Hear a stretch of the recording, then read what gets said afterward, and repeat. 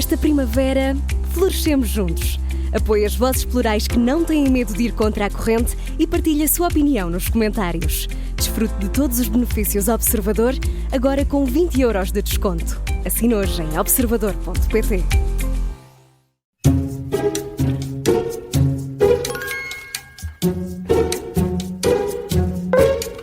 E começa agora mais uma comissão de inquérito das manhãs 360. O som de fundo que está a ouvir é do Bruno Vieira Amaral. Faz lá, Bruno. Hoje o nosso convidado é o advogado Paulo Saragossa da Mata. Bom dia, bem-vindo. Bem-vindo. Já ouviu Bom antes dia. a comissão de inquérito? Não costumo ouvir a comissão de inquérito. Não sabe o que perde. Então Não vai, sabe... vai sofrer por causa disso. Eu a esta hora já costumo estar em sala. Trouxe o seu advogado? Venho eu próprio, minha representação. Só por curiosidade, alguma vez acompanhou algum cliente a uma Advogado? comissão de inquérito parlamentar como advogado, claro? Claro, sim, Várias vezes. a do BES e agora esta da Comissão das Gêmeas, que também acompanhei um dos inquiridos. Pronto, é mais ou menos a mesma coisa. Pode dizer-se gêmeas? É assim, poder não se deve, não é? Mas devo dizer quanto a isso uma coisa muito interessante. O meu cliente sempre recusou utilizar a palavra gêmeas e nunca utilizou a palavra das raparigas. A palavra disparada, o nome das raparigas. E no Como é meio- que fazia? Referia-se às crianças. Às crianças. Mas nunca disse nem gêmeas. E eu achei bastante curiosa essa diferença que ele tinha, porque ele é médico de profissão. E quando lá chegámos várias vezes houve referência às gêmeas, e nessa noite em televisão referiam até o nome das crianças, que era uma coisa é absolutamente desnecessária, não serve para a notícia, Claro. não é? Sim. Mas isso são critérios jornalísticos ou falta deles. Sim. Vamos lá, à nossa comissão de inquérito.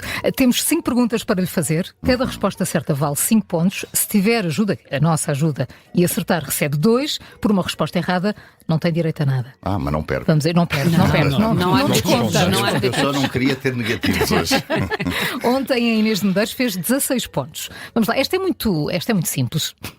Como se chama o filme que junta um advogado, interpretado por Keanu Reeves, e o dono da maior firma de advocacia de Nova Iorque, interpretado por O advogado do Al diabo. Pacino. Tinha aqui tantas opções para si. Como é que é consigo? Já foi muitas vezes advogado do diabo ou é mais um advogado dos diabos? Primeira resposta, sou um advogado dos diabos. Não há nenhum advogado da minha área criminal que não seja um advogado da área criminal que seja relativamente, minimamente bom, que não seja sempre uma diva. Não digo desde já. Somos todos, da minha São área, somos vaidosos. todos uma dívida. Todos muito vaidosos. Aliás, um dos meus sócios ontem dizia-me isso, que diabos para trabalhar convosco é difícil, que são todos umas divas. Agora, sim, eu normalmente sou o advogado do diabo, o que aliás até me traz bastantes problemas, porque depois há clientes que dizem, gostava imenso que você me defendesse, mas depois vão pensar que eu sou este, que sou aquele, que sou outro. E costumo dizer-lhes uma coisa que eu acho que é interessante. Na pele dos outros estamos sempre muito bem. Porque os meus clientes são sempre inocentes, apresentam-se como inocentes ou como culpados numa determinada medida. Mas quando se referem aos outros clientes que eu tenho, acham todos que eles são uns criminosos da pior espécie. O que tem a sua graça, porque eu depois comparo, digo, então, mas o que é que tem de diferente relativamente a não sei o quê? Ei, não me diga isso, que é uma coisa horrorosa. E consegue nomear o caso mais difícil que teve? Não é complicado? É complicado porque estou a falar de casos de extrema complexidade. As pessoas não têm noção. Estamos a fazer produção de prova no BES. Eu não tenho estado lá diariamente. Vai uma colega em minha representação. O grau de complexidade de uma operativa bancária não é uma coisa que seja explicável com facilidade. E quando as pessoas dizem os juízes são lentos, os advogados fazem recurso, isto primeiro é mentira. Os advogados fazem recurso e param os processos todos, é mentira, é uma mentira repetida muitas vezes. Aliás, estou sempre a dizer isso aqui ao Luís Rosa nos programas que tenho com ele. A operativa bancária é complexa. Eu já fiz um processo de corrupção em que a dúvida era acerca de máquinas de radioterapia, em que era essencialmente física nuclear. E tem que aprender, Tem que se aprender. as diversas áreas consoante os casos que... Um mínimo tem que se que aprender. são. Eu já Portanto, está sempre a estudar. efetivamente. Ou, Eu, por ou exemplo, se corresse de peritos? socorro-me de peritos, mas a peritagem em Portugal não se pode dizer que seja uma perícia, como é que eu ia dizer? Uma perícia que seja usada todas as vezes que devia ser usada e que sejam perícias de grande qualidade.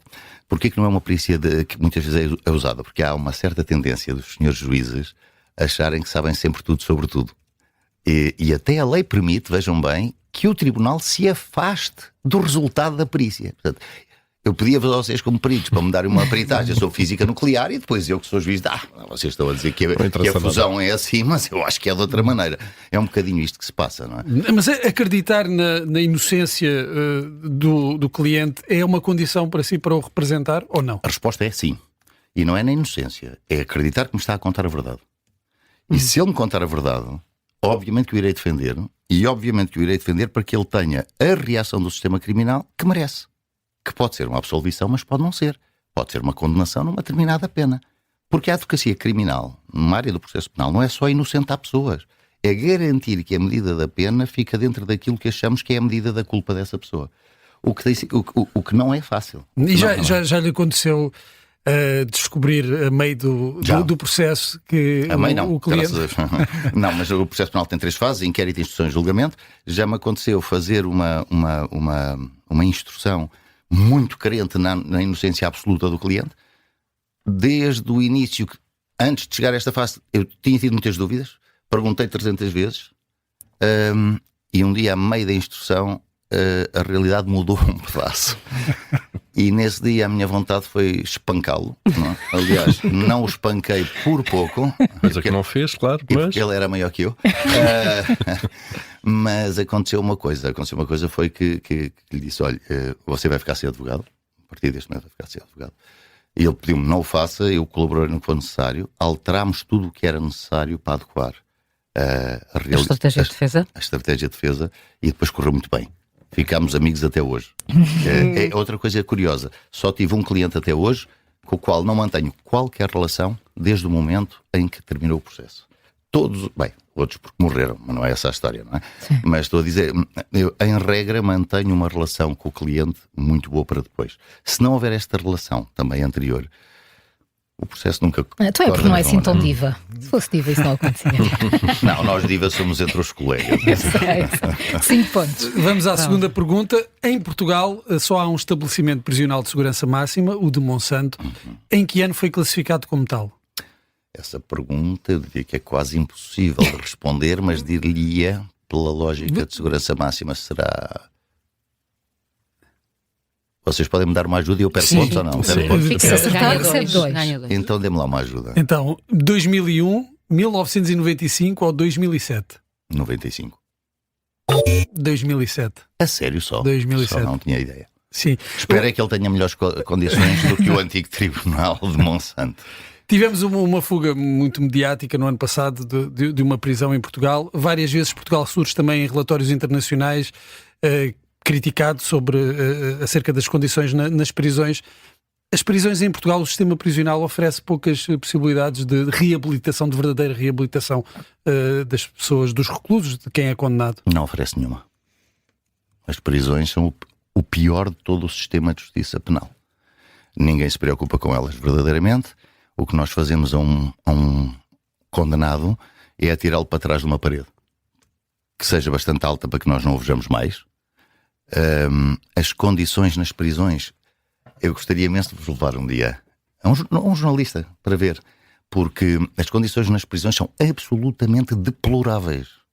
Eu estou a falar, por exemplo, de Custóias e Lisboa, que são as que eu conheço melhor. EPL? A EPL e o EPP.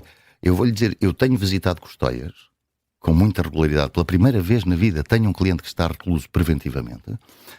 Nós passamos 5 ou 6 horas por dia na sala de reunião com os advogados, dos reclusos dos advogados. A sala não é uma sala sequer insonorizada. Porquê? Porque não tem teto. E não tendo teto, todas as outras 4 salas à volta ouvem o que estamos a dizer. Portanto, sigilo nenhum, privacidade nenhuma. E é um frio que eu estou vestido. Fato de gravata, sobretudo, cascola e já pensei levar uma manta. E está em prisão preventiva esse seu... Claro, está em prisão preventiva. Está em prisão preventiva e... Mas isso já é quase uma condenação. Claro. Estar nessas condições. Mas não tenho dúvida nenhuma. E digo-lhe mais, uma pessoa que entra num julgamento já está pré-condenada, não é? Porque o processo de julgamento em Portugal é curioso. Nós não entramos em julgamento para que o Ministério Público prove a responsabilidade do nosso cliente. Nós entramos em julgamento para, invertendo o ónus da prova, fazermos a prova de inocência do cliente. É absolutamente... Não encontrarão um advogado que não diga isto. Não, claro que não vai encontrar juízes a dizer isto. Não é? Dirão 3 ou 4. Mas isto é assim. E, portanto, nós quando vamos a uma prisão visitar um cliente, não é só ele estar recluso, não é só ele estar já a cumprir uma pena. É não conseguirmos fazer a defesa. Este meu cliente está em prisão preventiva e nós temos julgamento num processo, segunda, terça e quarta, e noutro processo, quinta e sexta. pergunto-vos a vocês e aos nossos ouvintes: em que dia e a que hora eu posso ir falar com ele? Não tenho um dia, não tenho uma hora. Porquê? Porque a hora que acaba o tribunal, ele é levado para a cadeia. E eu já não posso ir visitá-lo porque já não tenho horas úteis, nem tempos úteis, nem minutos úteis. E, portanto, como para ir ao sábado tenho que ter uma autorização especial e ao domingo também, e principalmente se estiver deslocado, porque eu estou em Lisboa, Sim. quer dizer, é óbvio que o sistema não tem culpa dele ter escolhido um advogado em Lisboa. Mas eu não consigo ir lá, vamos lá aqui fazer meia horinha de conversa. Portanto, hoje em dia a prisão preventiva, primeiro é utilizada, vou utilizar uma expressão um pouco educada, à bruta. Ainda é.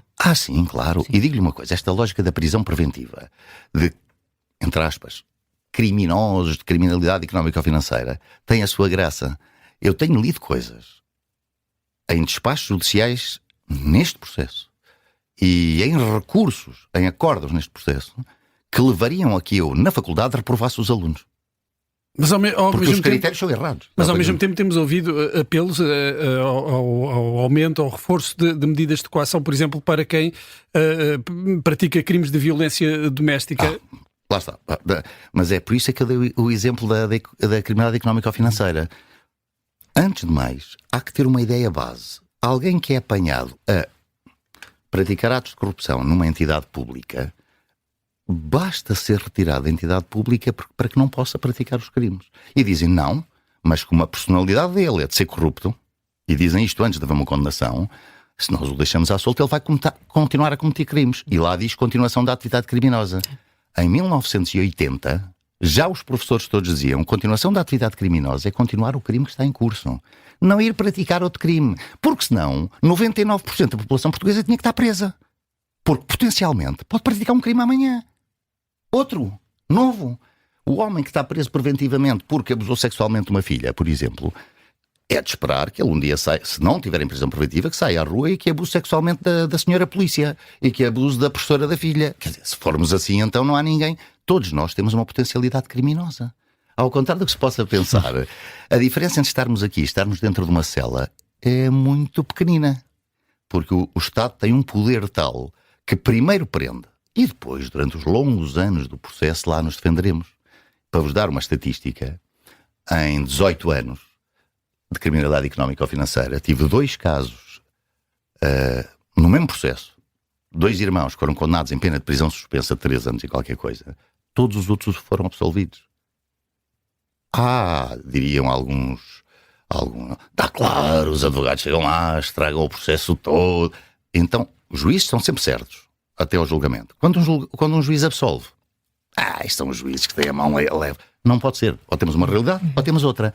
Portanto, se tive todos os meus clientes absolvidos, graças a Deus, nenhum preso preventivamente, não sei o que é a conclusão que tiram. Vamos avançar com mais uma pergunta. Vamos lá, fez a sua formação na Faculdade de Direito da Universidade de Lisboa? Não. Sou licenciado pela Universidade Católica de Lisboa. Mas já vi várias referências biográficas suas. Não, mas eu licenciei-me na Católica. Mas a minha docência é que foi feita na Clássica. Então, e portanto a minha casa é a Clássica. A sua casa é a Clássica, apesar da formação ser na Católica? Sim, não tenho qualquer relação com a Universidade Católica e entrei lá 2 vezes depois de me ter licenciado há 31 anos. Porquê? A pergunta já agora... A pergunta não era esta. Já É vou mais porquê. difícil Mas das já vou perguntas. porquê. Já vou porquê. A pergunta é em que década foi fundada a Faculdade de Direito da Clássica? A sua casa. A década, a Minha sua casa, casa. foi fundada... essa tinha que saber de cor. Essa tinha mesmo que saber de cor e não me estou a Já lembrar. estamos aqui a facilitar a falar da década e não do ano. Sim, já me estão a facilitar a falar da década.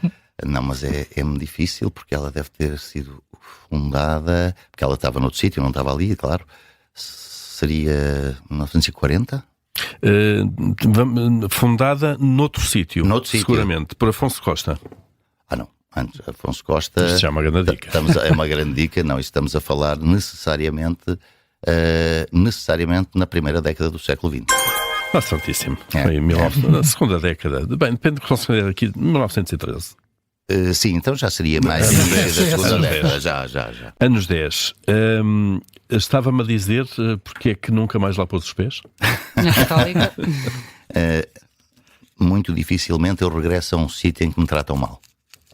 E foi maltratado? Fui. Enquanto aluno? Não quer. elaborar. É muito complicado.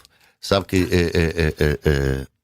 eu sou muito sensível à injustiça e tento nas relações humanas e nas pessoas que dirijo há muitos anos ser o mais justo possível, mesmo quando não percebem que estou a ser justo. E muitas vezes tenho que explicar depois porque é que a decisão foi aquela. Tenho uma enormíssima preocupação de ser justo, tal como tenho uma enormíssima preocupação de justiça social. E acho que realmente não... Na apreciação global... E não era diva ainda, atenção. Na apreciação global da minha prestação e do que teria sido a minha carreira, não acho que tenham sido utilizados critérios de justiça, mas critérios outros. E os critérios ou são de justiça ou tem que ser um critério de equidade. Não pode ser um critério de desigualdade. Muito bem. E não foi reparado essa injustiça que sentiu? Não. Aliás, devo dizer uma coisa. A Faculdade de Direito da Universidade Católica é a única instituição que dá cursos de Direito em Portugal em que nunca foi convidado sequer para ouvir uma conferência. Não é para dar uma conferência. Para ouvir. Já dei conferências em todas as faculdades de Direito portuguesas, em muitas espanholas, em várias francesas, em inglesas, no Brasil, na Polónia, e nunca recebi um convite da Universidade Católica para ouvir uma conferência. Ligaram-me uma vez, mas foi para pedir fundos. Mas atribui isso a alguma razão específica? Essa causa de injustiça? Pois é isso que eu não percebo. Primeiro acusam e depois julgam. Pois então. Não é? Falta-me aqui diria que me falta aqui uma causa. Quantos pontos neste caso, Paulo? Quantos pontos? Vamos... Tu é que atribuis, diz lá. Vamos dar os 5 pontos. Tá bem. Somos um júri Generoso. Muito generoso. Usaram de equidade. Para reparar a injustiça. Exato. De qualquer forma, já disse que há muitos colegas seus, o Paulo não, claramente, que são divas. Há estes temas todos, endogamias nas universidades, nas faculdades também. É por causa disso que a justiça parece um saco de gatos, de facto. Também, sim, tem toda a razão. O problema da justiça portuguesa não começa no dia em que uma pessoa começa a exercer a função de juiz, advogado ou procurador. Os cursos de Direito, eu dei aulas de 17 anos a curso de licenciatura, não é assim tão pouco, é metade de uma carreira, não é? Um bocadinho menos, 36 anos. Os cursos de Direito estão norteados ainda, e eu não digo que está mal neste aspecto, estão norteados para um saber académico. Não são cursos profissionais e é conveniente ter, e não devem ser cursos académicos. Mas nesses cursos deve ser privilegiado um tipo de ensino que penaliza o papagaio. E se não penaliza o papagaio, significa que é o papagaio que a pessoa quer. Leva a que depois, como o curso profissionalizante, que é o SES para juízes e procuradores, e a Ordem dos Advogados para os advogados, os estágios, também replicam isso um bocadinho. Leva a que nós tenhamos profissionais, e é isso que eu sinto, que muitas vezes são até sabedores. Há muitos que não são sabedores. Fintam o sistema, enganam o sistema e são de uma extrema incompetência no dia em que entram na profissão. É preciso dizer isto com toda a clareza. Eu estou a falar dos advogados, porque se eu dissesse isto relativamente a juízes ou procuradores, aqui a Del Rey tinha um processo disciplinar. Claro. Disciplinar, criminal, seja o que for, porque tinha difamado, seja quem for. Mas é verdade, encontramos... Em todas as áreas da justiça encontramos pessoas extremamente incompetentes, como deve acontecer na vossa área também.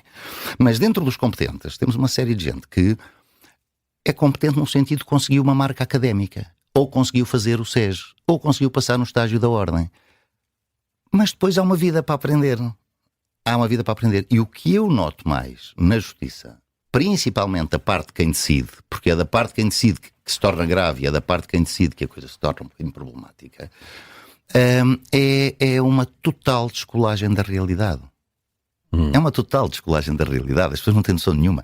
Não podemos pôr um jovem juiz de 25 anos a decidir causas de direito de família quando nem ele próprio tem nenhuma experiência emocional suficiente para saber o que é uma relação conjugal de 5 anos ou de 7 ou de 15. Falta de conhecimento. E isto, eu dei agora um exemplo de direito de família para não falar da minha área, porque...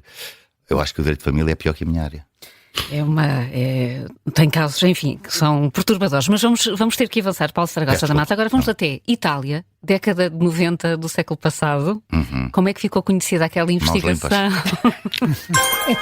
Não é por responder antes do fim da pergunta que ganha mais pontos. A Operação Mãos Limpas, aquela relação de corrupção excepcional. Posso dar-lhe um dado? Posso dar um dado? Pode. Foi feito um estudo em 2012, 13, por aí, acho eu, tenho de memória. Se calhar não foi 12, 13, foi 9, 10 ou foi 17, 18, não interessa, mas foi há poucos anos, em que os índices de corrupção em Itália foi considerado serem bastante piores do que eram na década de 90. E eu achei extremamente interessante esta análise. Fez-se uma operação absolutamente gigante. Decapitou-se gente. Sim. E o que é que aconteceu? E que inspirou depois ações noutros países. Certo. O que é que aconteceu 20 e tal anos depois? Aconteceu que estão piores do que estavam antes. Isto tem a ver com as percepções públicas, talvez? Particularmente. Antes de mais, as percepções públicas. Deve ser a palavra do ano 25. Percepção. Tem que ver com as percepções públicas, mas tem que ver Ou seja, com depois dessa limpeza, as práticas parece que são mais fortes, estão mais entranhadas do que esta moralização do sistema. Como é que vê Portugal nesse aspecto? É igual. É um problema. A corrupção, continuo a dizer, podem endurecer as penas, podem criar o confisco que quiserem, podem dar cabo da vida das pessoas metendo-as em prisões antes de estarem condenadas. O sistema pode fazer o que quiser. E tudo o que tem estado a fazer é errado. E o novo governo, o que tem estado a anunciar, é errado. Eu sou completamente independente. Não sou do Partido Socialista, não sou do Bloco de Esquerda, não sou de nenhum. Está errado o que estão a fazer. Porquê? No meio é uma comissão, novamente, para a questão do confisco. O confisco é trágico. O confisco é uma questão que já não se ouvia falar desde o século XVIII. E instituímos o confisco. A delação premiada não ouvimos falar desde o século XIX. Estão a introduzir a delação premiada. Tudo o que estão a fazer é disparatado. E não fazem uma coisa tão simples como fizeram com a implementação do Grunapunkt em Portugal e dos vidrões. É tratar a questão da corrupção como se resolveram os vidrões. Como é que nós resolvemos a questão dos vidrões? Nós andámos a fazer publicidade na televisão à data, porque não havia internet, para que as pessoas fizessem a seleção. Quando é que começou a dar resultado? Quando nas escolas ensinaram os miúdos a fazer seleção. Porque os miúdos chegaram a casa e diziam ao pai, a garrafa não é para aí. Eu fiz isso. E é assim que se educa uma sociedade. Vamos ao confisco, toda a gente na prisão. Vai dar exatamente o mesmo que dá em todo lado. Educação e não repressão. Última pergunta. 15, já tem 15. Vamos ver se chega aos 20. Em 2006, a autora australiana Rhonda Byrne lançou um livro de autoajuda que se tornou um dos maiores best-sellers deste século. Qual era o título do livro? Não ganho 5 pontos. Então vamos aqui uma ajuda. A Profecia, Como Ficar Rico em 12 Lições ou O Segredo? Só pode ser o segredo. É o segredo. Para uma resposta rápida, o segredo de justiça ainda faz sentido ou não? Para mim faz sentido para proteger quer a vítima, quer o arguido, quer o sistema. Na lógica da investigação faz todo o sentido. Mas acho que sim, o caminho certo é acabar com ele. É mais ou menos como o que se fez com a alfabetização. Como nós não conseguimos ter níveis de alfabetização corretos, fintamos o sistema e deixamos passar as pessoas para serem alfabetizadas. Paulo Saragossa da Mata, 17 pontos. Fiquei à frente. É melhor que a nota de pontos. Já viu? A diva a sair. Pode ser em liberdade. Obrigada por ter aceitado o nosso convite. Muito obrigado. A Comissão de Inquérito regressa amanhã com Isaltino Moraes.